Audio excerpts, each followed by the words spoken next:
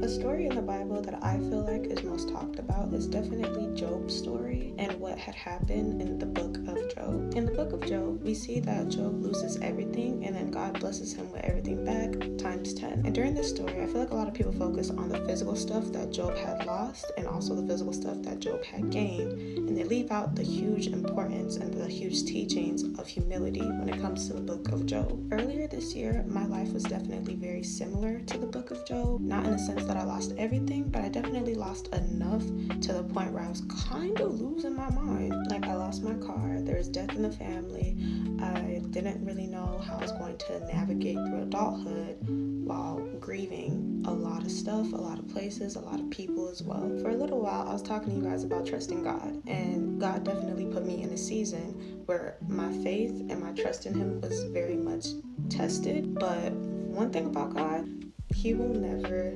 leave you. Even when you are unsure, even when you feel like you're not as close to Him, even in seasons when you're not talking to God, He's still covering, He's still watching over you, and He still loves you all the same. In this season when I lost everything, I was definitely able to actually see and get to know God's character. And while getting to know God's character, I was also able to see and understand as to why God preaches about having a humble heart. Because when you have a humble heart, your heart is open for Him to actually come in and make changes. Because sometimes we are too proud, sometimes we think we know it all, and we think our way or our will is the best way. But truth of the matter is, God really does know what's best for us. God sees what we cannot see.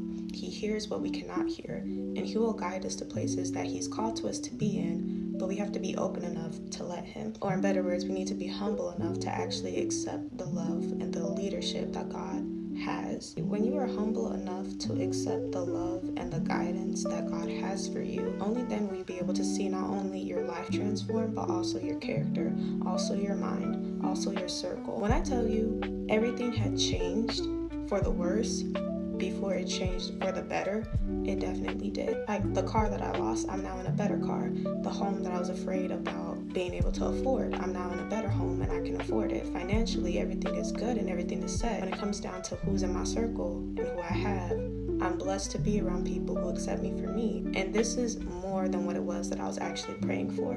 During that season of trial and tribulation, it's really easy for us to believe that there's no way out, that this is all that there is to it, and that we kind of wonder, where is God during this season of Job?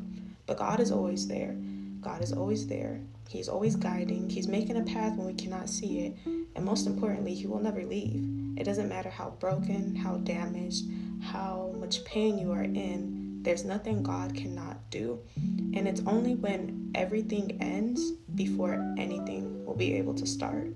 I hope this video was able to help anybody who might be going through a season like Job. And if you feel like this video can help somebody, please share and send to them. If you are going through a season like Job, just know that weeping may come and endure for night, but joy will always come in the morning. God loves you. Just trust in Him.